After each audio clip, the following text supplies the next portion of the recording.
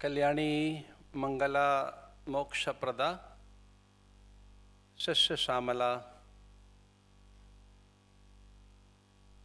भारत की दिव्य वसुंधरा की ऐतिहासिक, पौराणिक, आध्यात्मिक और राजनीतिक नगरी नवदिल्ली के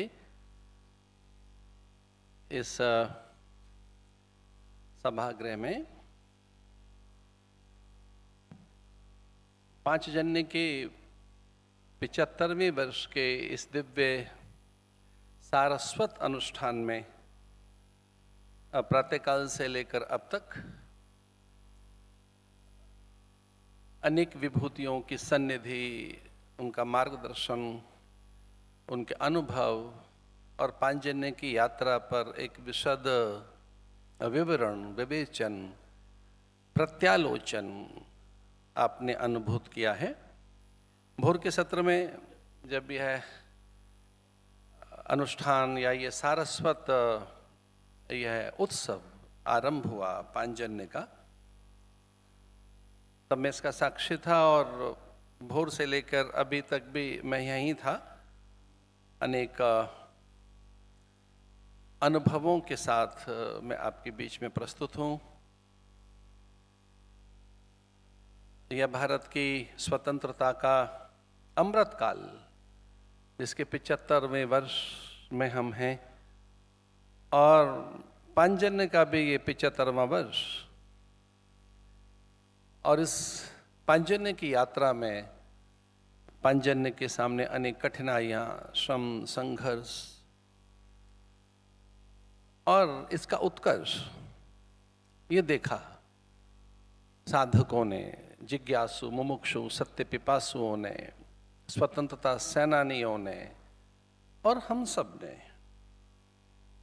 कि किस प्रकार से पांचजन्य के मूल में पंडित दीनदयाल जी, आदरणीय अटल जी किस प्रकार से लगे।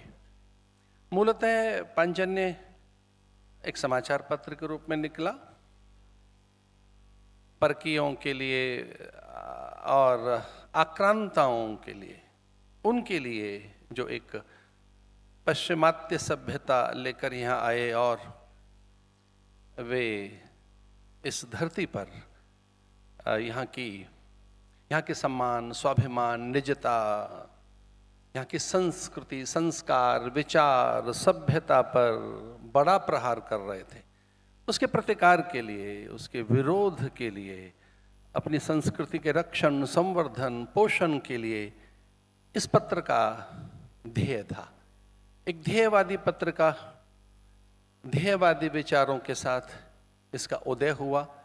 अभी ये उदय ही था कि इस पर फिर प्रतिबंध, इसके लिए सरकार का एक मुखर विरोध। पर पांचजन्य की आत्मा, उसकी सत्ता, उसकी निजता ने अपनी जीवंतता, प्रखरता, मुखरता और अपने अस्तित्व को बनाए रखा, क्योंकि उसके मूल में सत्य का प्रकाशन था। पांचजन्य का अगर मूल हम देखें तो ये औपनिषदिक स्वर है, ये वैदिक स्वर है। अगर हम पांचजन्य की आत्मा को देखें तो ये केवल समाचार पत्र नहीं है। ये संस्कृति और भारत की आद्य संवेदना, आज परंपरा, भारत के मूल्यों का प्रकाशन है। ये भारतीयता का बोध कराती है। यह उस उद्घोष का प्रतिनिधित्व करती है जिसमें वेद कहता है असतो मा सद्गमय, तमसो मा ज्योतिर्गमय, मृत्युर्मा अमृतम गमय। अगर इसकी मूल सत्ता देखें तो वह है तेन त्यक्तीन भुंजी था मां गृध कस्पित धनम।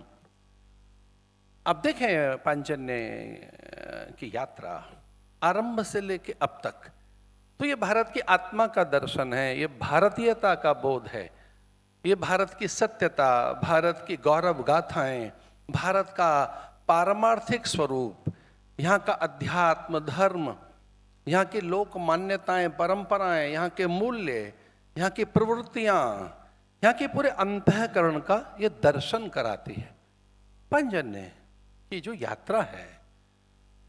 और भोर में मैं सुन रहा था कि इसका पहले नाम प्रलयंकर रखा जा रहा था।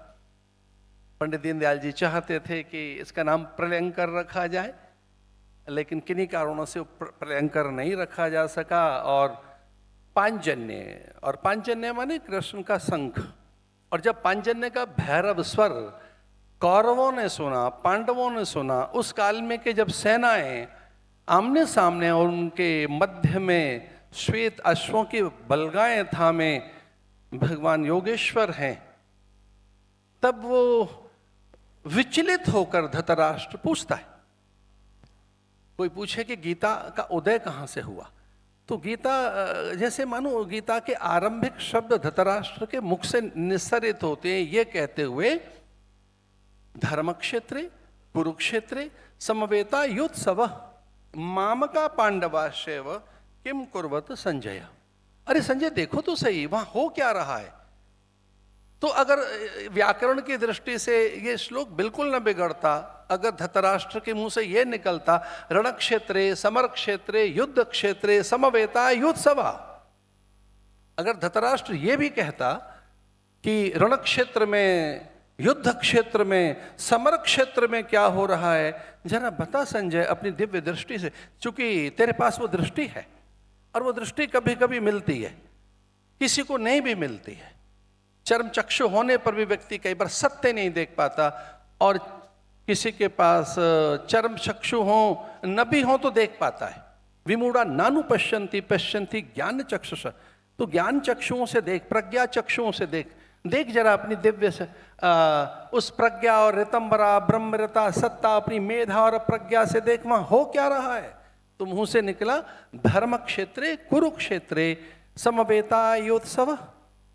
धृतराष्ट्र कहता है उस धर्म क्षेत्र कुरुक्षेत्र में क्या हो रहा है, वो तो ये कहता रण क्षेत्र में क्या हो रहा है। बस यहीं से उत्तर मिल गया धृतराष्ट्र को संजय का, यह तो धर्मस्ततो जय। अगर आपने ये पूछा है धर्म क्षेत्र कुरुक्षेत्र में क्या हो रहा है, तो मैं कहना चाहूंगा धृतराष्ट्र वहां धर्म जीत रहा है, वहां धर्म की जय होनी है, वहां अधर्म हार रहा है, वहां लोभ हार जाएगा, अहंकार हार जाएगा, वहां पराभव है उनका जो अन्याय अत्याचार शोषण दमन के पोषक हैं। ये पांचजन्य की बात बता रहा हूं मैं। पांचजन्य का भैरव स्वर सुनकर किस प्रकार से हतोत्साहित हो गए पिता में भीष्म, आचार्य द्रोण, कृप और कर्ण के माथे पर श्वेत कर्ण उभर आए। ये महाभारत में आता है कि अभी युद्ध आरंभ नहीं हुआ है, लेकिन पांचजन्य का स्वर सुनकर कर्ण का माथा पसीने से भीग गया, श्री हत हो गए आचार्य द्रोण, तेजहीन हो गए दुर्योधन आदि सब भयभीत थे। और ऐसा भी कहते हैं जिसके पूरे शरीर में कंपन था वो था शकुनी। पांचजन्य का ये स्वर, और वो पांचजन्य संयोग से उसकी यात्रा की हम चर्चा कर रहे हैं। ये शंख बजाया है पांचजन्य ने। कोई पूछे कि पांचजन्य की यात्रा क्या है, तो पांचजन्य ने अपना शंखनाद किया है। पांचजन्य संस्कृति का ज्योतिर्धर है, वो संस्कृति का संवाहक है, वो मूल्यों का रक्षक रहा है, वो प्रहरी रहा है यहाँ की दिव्यता का, औपनिषदिक सत्ता का। तो मुझसे कोई पूछे कि अटल जी और क्षमा कीजिए, हाँ बाद में तो अडवाणी जी भी इसके वो रहे पत्रकार, तो कोई मुझसे पूछे पंडित दीनदयाल जी और अटल जी ने और वो मूल सत्ता है क्या, तो मैं कहना चाहूंगा कि कभी ध्यान से आप पढ़ें पांचजन्य को, तो ये प्रस्थानत्रयी का अमोघ स्वर है जिसमें वेद ध्वनित होता है उसकी ऋचाएं, जिसमें ब्रह्मसूत्र और गीता उद्भासित होती है। ये पांचजन्य है। पांचजन्य मुखर रहा, वह अडिग रहा, वह प्रखर रहा, उसकी तेजस्विता, उसकी दिव्यता, उसकी आभा कभी क्षीण नहीं हुई, कभी नहीं। चलते चलते आदरणीय संपादक महोदय हितेश शंकर जी को चलते चलते बात चल रही थी, तो वो कह रहे थे कि किस ढंग से पांचजन्य की यात्रा रही और अब भारत की बात पांचजन्य के माध्यम से कही जा रही है। हाँ सच है कि अब भारत एक पूरे विश्व में चिंतन का विषय है। भारत और भारतीयता, भारत और भारत का जीवन दर्शन, भारत और भारत के जीवन मूल्य। न केवल भारत, सच मानिए भारत की हर वस्तु, जैसे भारत का अध्यात्म, भारत का योग, भारत का आयुर्वेद चर्चा में है, भारत की भाषाएं। पिछले दिनों पूरे विश्व को जिसने प्रभावित किया है वो भारत का योग है, वो भारत की औषधियाँ हैं, वो भारत का अध्यात्म है, वो भारत का विचार है, भारत की कौटुंबिक प्रवृत्तियाँ हैं। और अब भारत जिस ढंग से आर्थिक दृष्टि से उन्नत हो रहा है, भारत जिस ढंग से उद्योग के क्षेत्र में, अभियांत्रिकी के क्षेत्र में, चिकित्सा के क्षेत्र में, आर्टिफिशियल इंटेलिजेंस जो आ रही है इसके क्षेत्र में, प्रौद्योगिकी के क्षेत्र में जिस प्रकार से भारत की स्वीकार्यता बनी है वो विलक्षण है। हाँ, मैं भारत की बात कहना चाहूँगा। पूरे संसार में आज भारत की बात हो रही है और पूरे संसार में अगर यूएन की बात करें, संयुक्त राष्ट्र संघ की बात करें, तो संयुक्त राष्ट्र संघ ने स्वीकार किया है कि भारत अपनी भाषा में कहे और हम सुनेंगे, भारत अपनी भाषा में बोले। यहाँ की सारी भाषाएं आदरणीय हैं, यहाँ की सब भाषाओं का बड़ा आदर है, उनका कोई वैशिष्ट है, वहाँ संस्कृति है, अपना संस्कार है, अपना जीवन का ढंग है। पर हिंदी के लिए एक अपूर्व मान्यता। मैं एक बड़ी प्रामाणिक बात आपको बताना चाहता हूँ, बड़ी प्रामाणिक बात। अभी पिछले दिनों कुछ पश्चिमी विश्वविद्यालयों में कानेटकर जी ये बात पढ़ाई जा रही है, खासतौर से हार्वर्ड में, यही बात स्टैनफोर्ड में, यही ऑक्सफोर्ड में, ये हैरो में, वॉटन में, लीड्स में, और यही बात पढ़ाई जा रही है ऑक्सफोर्ड में। क्या कि कौन सी संस्कृति ऐसी है जो तेजी से बढ़ रही है, कौन से विचार ऐसे हैं, कौन सी सभ्यता ऐसी है जो बिना कन्वर्जन के पूरे संसार में छा रही है।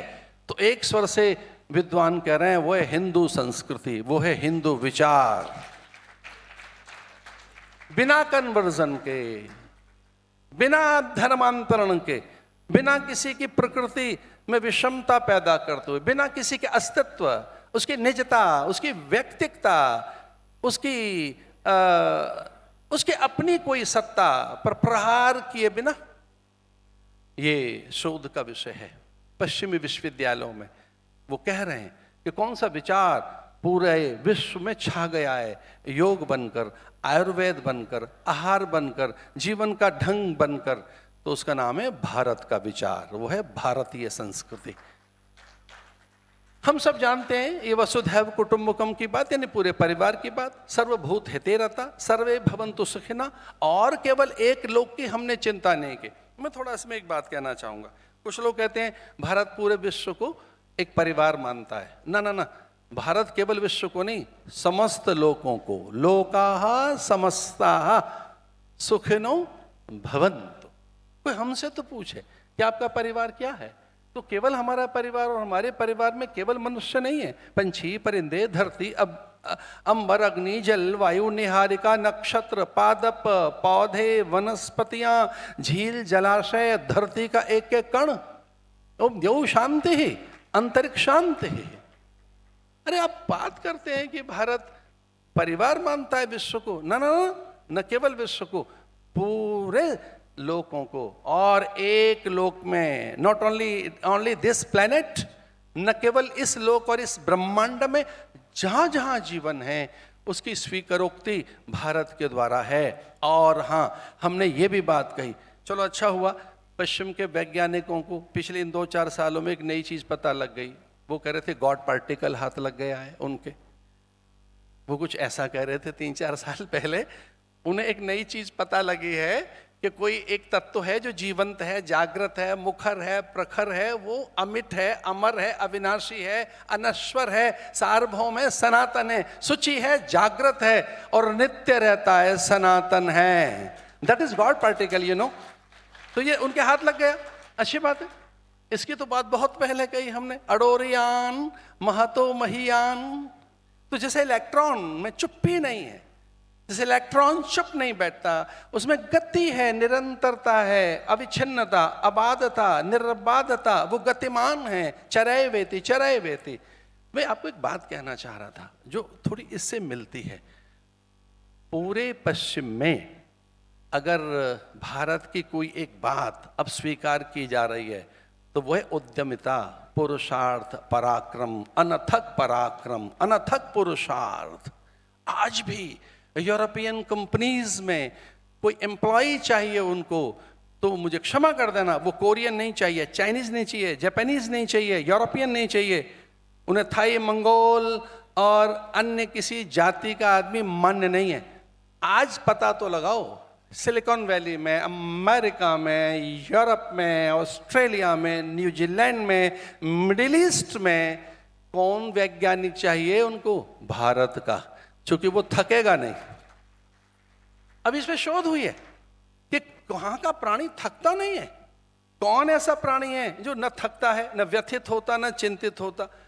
पश्चिम के आदमी का तो कब मूड खराब हो जाएगा पता ही नहीं लगता, उसे छुट्टी चाहिए, शुक्रवार के दिन वो थक जाता है, उसे रिलैक्स होना है, उसे तो हर 2-3 घंटे के बाद चिल करना है, उसे थोड़ी शांति चाहिए, विश्रांति चाहिए, एक थोड़ा सा उसे लिटिल पॉज लेना है। ये भारत का आदमी ऐसा नहीं है। तो अभी शोध हुआ है कि कौन ऐसा व्यक्ति है, किस देश का, जो थकता नहीं है, व्यथित नहीं होता, चिंतित नहीं होता, आहत नहीं होता, और हाँ पराक्रमी है, पुरुषार्थी है, एंड लास्ट ट्रस्टवर्दी है। तो व्यक्ति है भारत का। तो विश्वास किया जा सकता है उस पर, लंबे समय तक रहेगा, छल नहीं करेगा, आर्थिक छल नहीं करेगा, वैचारिक छल नहीं करेगा, वो भारत का व्यक्ति है। तो पांचजन्य के माध्यम से 75वें वर्ष में आज़ादी के, इस स्वतंत्रता के अमृत काल में भारत की बात की जा रही है। विश्वास कीजिए, हम ही भारत की बात नहीं कर रहे, पूरा संसार भारत की बात कर रहा है। पूरे संसार में भारत की बात की जा रही है, भारत की औषधियों की, भारत के योग की। क्या नहीं दिया है भारत ने।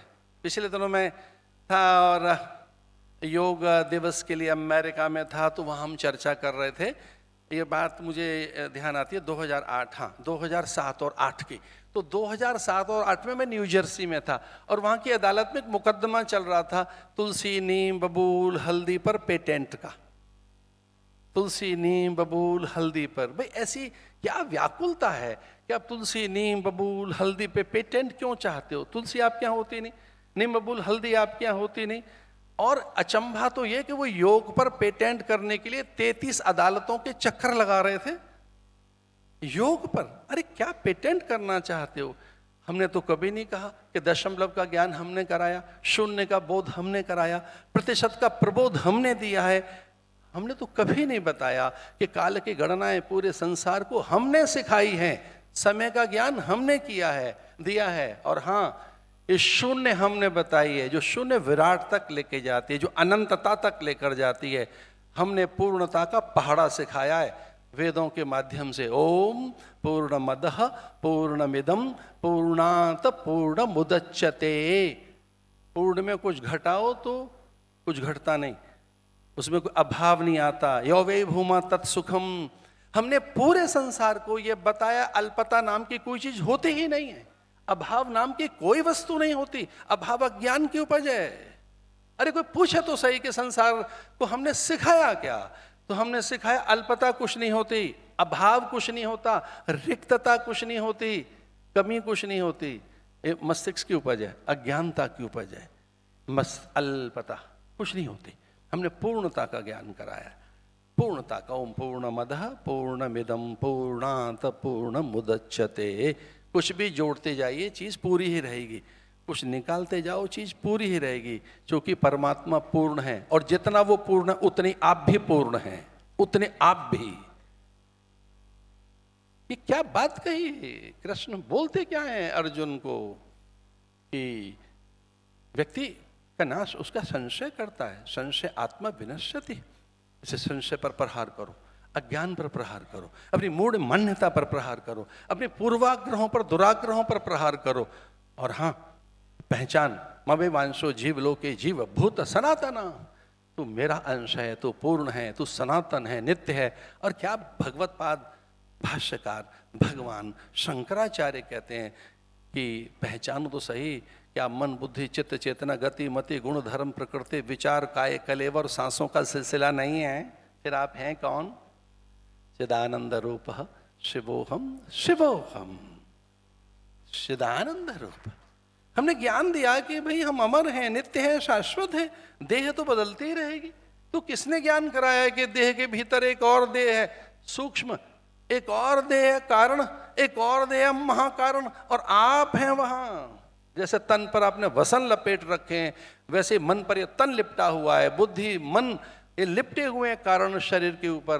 तो आत्मा की अमरता और सत्यता का प्रकाशन जिसने किया है वह भारत की संस्कृति है। और मैं निसंदेह जब से भी मैंने आंखें खोली हैं, और वो तो मुझे भी एक सद्भाग्य मिला संन्यास से पहले ध्वज लगाने के बाद ये कहने का, त्वदीयाय कार्याय बद्धा कटियम, वो तो मुझे भी अवसर मिला ये कहने का।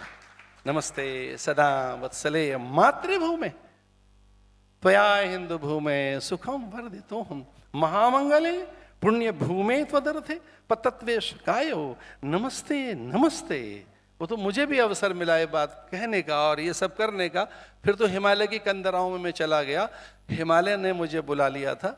अब तो खैर मैं सन्यासी हूँ, सन्यासियों के झुंड में रहता हूँ।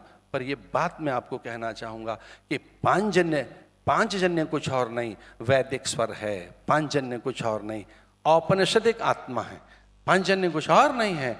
इस भारत की सत्यता, अमरता और सनातनता का एक मुखर प्रखर स्वर है जो अडिग रहा और जो भारतीयता की बात कहता रहा। आज तो एक अनुष्ठान में ये हमारा हो सकता है, आज के इस सारस्वत अनुष्ठान का एक ऐसे ही नाम रख दिया हो, बात भारत की। ये बात भारत की तो 1948 से कहता है पांचजन्य, तभी से तो करता है। और वो भूखंड नहीं है, वो किसी जलाशय और झील और किसी पर्वत से नहीं है। हाँ, वो उसका सौंदर्य है, उसका वैशिष्ट्य है, वो उसकी अमरता से है। भारत एक विचार है, भारत सनातन सत्ता है, और वो जो अमिट है, अजेय है, अपौरुषेय है, जहाँ ईश्वर भी आने के लिए लालायित रहता है। और वो ये कहता है कि हर पल मेरी संभावनाएं संभवामि युगे युगे संभवामि। आदरणीय अटल जी को हमने देखा, हमने पंडित दीनदयाल जी को तो नहीं देखा है, लेकिन हाँ एक बार उनके फरह में जाने का अवसर मिला और एक उनके निमित्त एक बड़ा ऑडिटोरियम बना है मथुरा में। संयोग से मुझे उसके लोकार्पण करने का अवसर मिला, वहाँ मुझे बुलाया गया था, मुझे और अन्य विद्वानों को। तो वहाँ मैंने उन्होंने देखा कि किस तरह से वो उनके ऊपर उनके जीवन वृत्त पर एक संग्रहालय बनाए। एक छोटी सी घटना पंडित दीनदयाल जी की, संयोग से वो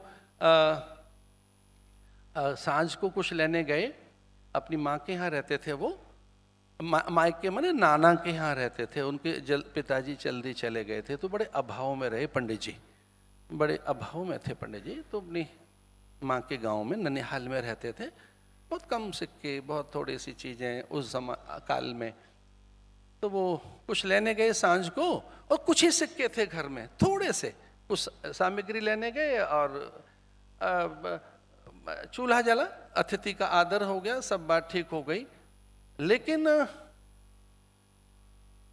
प्रातःकाल वो बड़े विचलित थे, और उन्होंने धीरे से